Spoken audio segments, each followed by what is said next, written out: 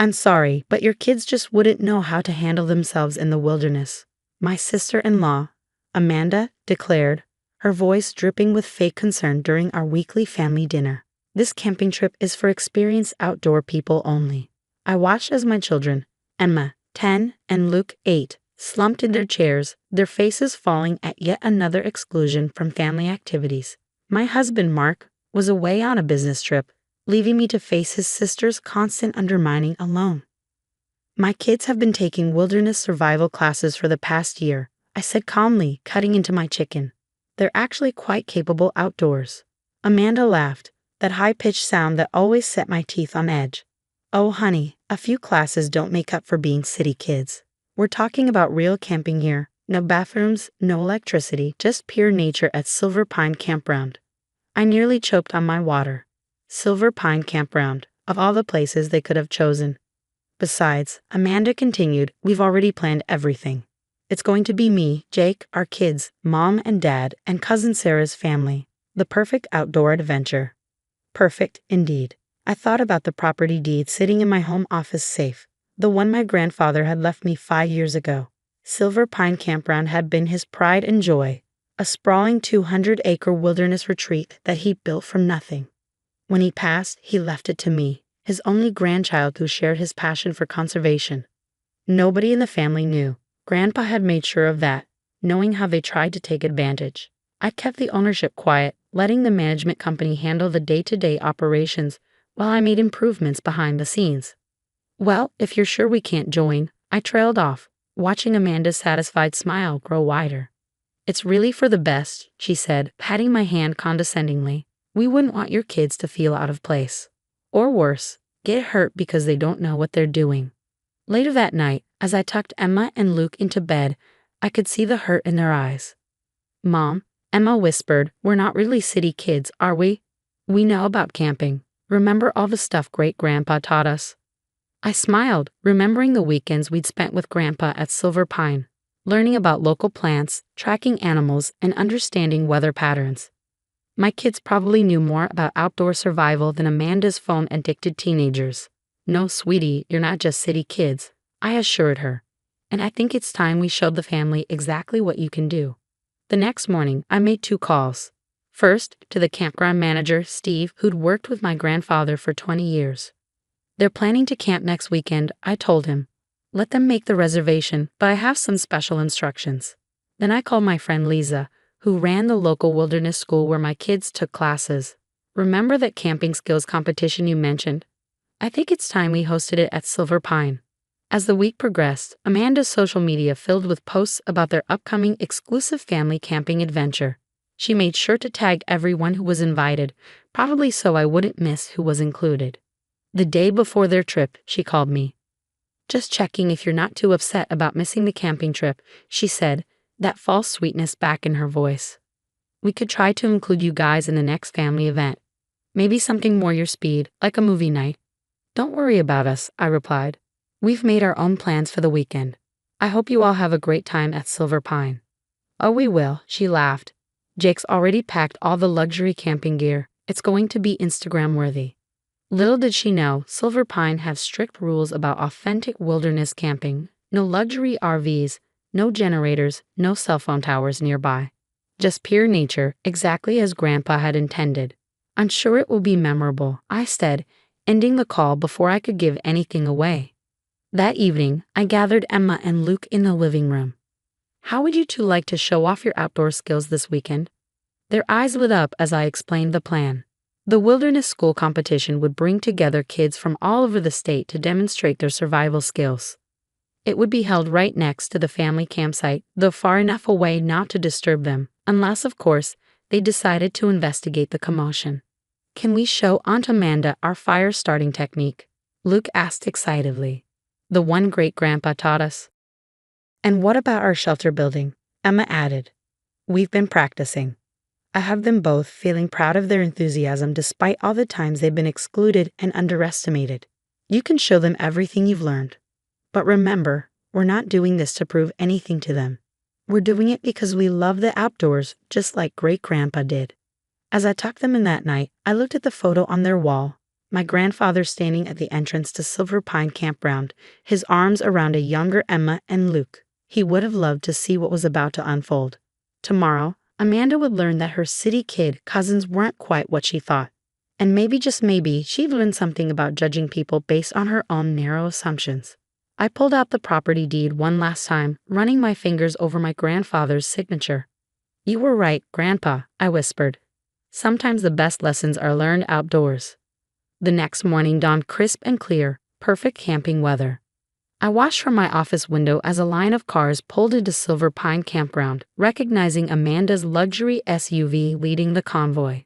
Steve had texted me earlier, confirming they'd arrived to check in. "Ma'am," he messaged, "your sister-in-law just threw quite a fit about the no RV policy. Said something about being promised premium spots with hookups." I smiled, imagining Amanda's face when she realized her glamping plans weren't going to work out. "Just follow standard procedure, Steve. No exceptions." Meanwhile, Emma and Luke were helping Lisa and the other instructors set up the wilderness competition course. We'd arrived at dawn through the private access road, staying out of sight from the main camping areas. The kids could barely contain their excitement. "Mom," Emma called out, waving from where she was marking the fire starting station. "We can hear Aunt Amanda from here. She's really loud." Indeed, Amanda's voice carried across the morning air. "What do you mean we can't use generators? How am I supposed to charge my phone? This is ridiculous." I walked over to where Lisa was organizing the participants. 20 kids from various wilderness schools had shown up, all eager to demonstrate their skills. Emma and Luke fit right in, already chatting with their fellow competitors about different knot-tying techniques. "Your kids are natural leaders," Lisa commented, watching them help younger participants practice. "Just like their great-grandfather. He would have loved this." Around mid-morning, we heard the first sounds of the family settling into their campsite. Through the trees, I could see them struggling with their tents, obviously unused to actual camping. Amanda's teenagers sat on their phones, trying to find non-existent signals, while their father, Jake, attempted to start a fire with lighter fluid, strictly against campground rules. "Fire hazard," Steve called out, confiscating the lighter fluid. "You'll have to do it the traditional way." "This is impossible," Amanda's voice rang out. "How do people live like this?" That's when we started the competition. The sound of drums, traditional wilderness school signals, echoed through the trees. I saw heads turning at the family campsite, curiosity piqued. "Welcome to the first annual Silver Pine Wilderness Challenge," Lisa announced through a battery-powered megaphone. "Competitors will demonstrate essential outdoor survival skills in honor of the campground's founder." I watched as my children lined up with the other participants. They looked confident, prepared, and absolutely in their element. Emma had her hair braided back practically, wearing the hiking boots Grandpa had given her for her last birthday.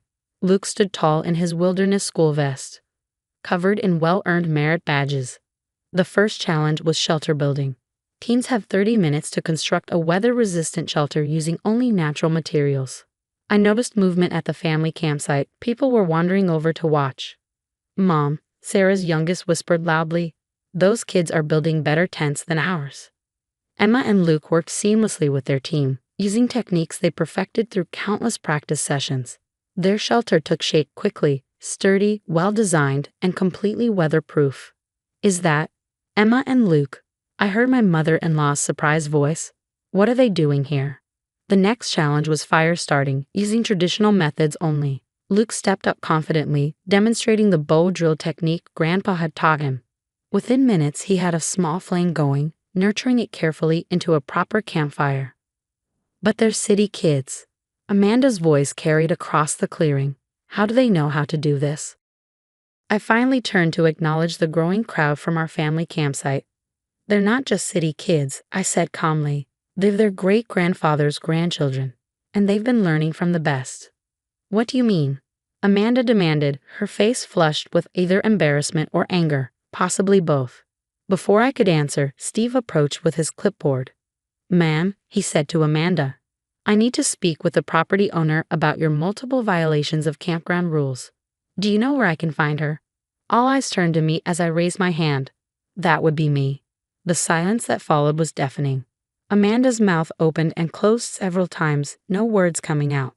My mother-in-law grabbed her husband's arm for support. The teenagers finally looked up from their phones. You own Silver Pine. Amanda finally managed to sputter. Grandpa left it to me 5 years ago, I explained, pulling out a copy of the deed I brought along. Just in case. He knew how much the kids and I loved it here. How much we respected the land and understood true camping. But why didn't you say anything when I was planning this trip? Amanda's voice had lost its usual condescending tone. Would you have believed me? I asked quietly, or would you have assumed I was lying, just like you assumed my kids couldn't handle the outdoors?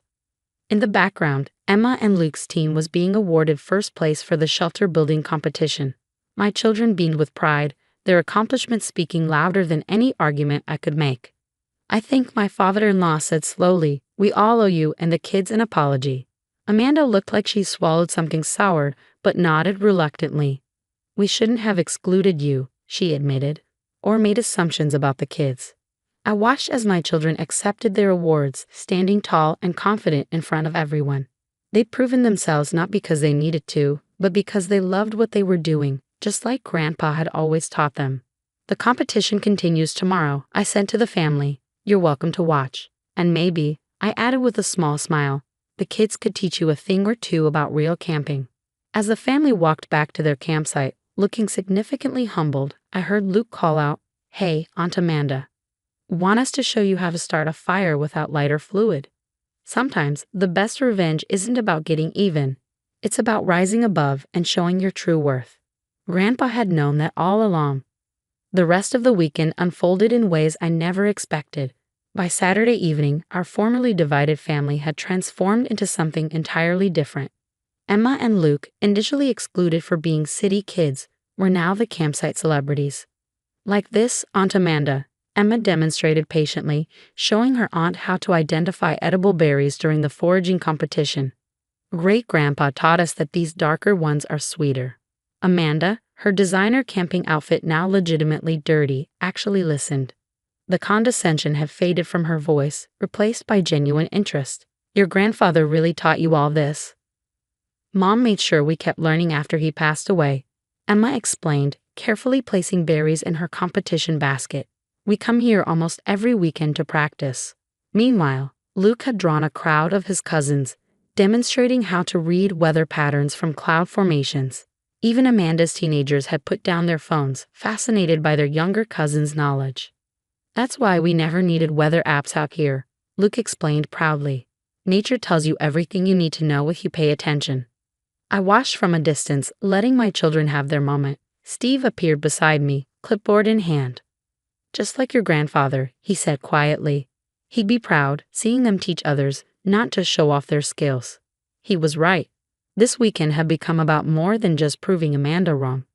It was about honoring Grandpa's legacy, his belief that nature could bring people together and teach them what really mattered. That evening, as both families gathered around a properly built campfire, thanks to Luke's instruction, the atmosphere had shifted completely. The barriers of city kids versus outdoor people had dissolved. I think we've learned something important this weekend, my father-in-law said, looking around the circle. And not just about camping. Amanda, who had been unusually quiet, finally spoke up. I owe all of you an apology, she admitted, looking at my children and then at me. I've been difficult, not just about this camping trip, but about a lot of things. My kids, showing wisdom beyond their years, simply nodded. They'd already moved past the hurt, focused instead on sharing their knowledge and passion for the outdoors. Maybe, Amanda continued, we could make this a regular thing. With all of us, the kids could teach us more, and we could actually learn to do this properly. I thought about Grandpa, about how he'd always said Silver Pine was meant to bring families together. I think that could be arranged, I replied with a smile. As the stars came out, we sat around the campfire, telling stories about Grandpa. I shared memories of him teaching me about the land, and for the first time, the family listened without judgment or interruption. That's why he left you the campground, my mother-in-law realized. You understood what it meant to him. The next morning, as the families packed up to leave, there was none of the usual rush to escape back to civilization. Instead, people took their time, appreciating the morning birdsong and crisp air. Amanda approached me as I supervised the competition's cleanup. Thank you, she said simply. Not just for this weekend, but for showing me what I've been missing by being so judgmental. I nodded, accepting her words for what they were, a beginning. Mark called that evening after everyone had left. Amanda called me, he said, sounding amazed. She actually apologized. What exactly happened out there? I looked at Emma and Luke, curled up on a couch reading their wilderness guides, already planning for the next competition. Let's just say your sister finally learned to see beyond her own assumptions. And the campground, he asked. Why didn't you ever tell me? Some things, I replied, thinking of Grandpa's wisdom, need to be shown, not told. As I hung up, I walked to my office and looked at the property deed again. But this time, I didn't see it as proof of ownership or a tool for revenge. Instead, I saw it as Grandpa had intended, a means of bringing family together, teaching important lessons, and preserving something precious for future generations. Emma and Luke had already started planning activities for the next family camping weekend. Their cousins had been texting them nonstop, eager to learn more wilderness skills. Even Amanda had signed up for some basic outdoor training courses. Sometimes the best victories aren't about proving others wrong but helping them see what's right. Grandpa had known that all along, and now, thanks to a weekend of real camping, so did everyone else. The wilderness competition became a monthly event at Silver Pine, with our family among its most enthusiastic participants. And every time I saw Amanda struggling to start a fire the proper way or helping her teenagers identify edible plants, I smiled, knowing that some of life's best lessons really do happen outdoors.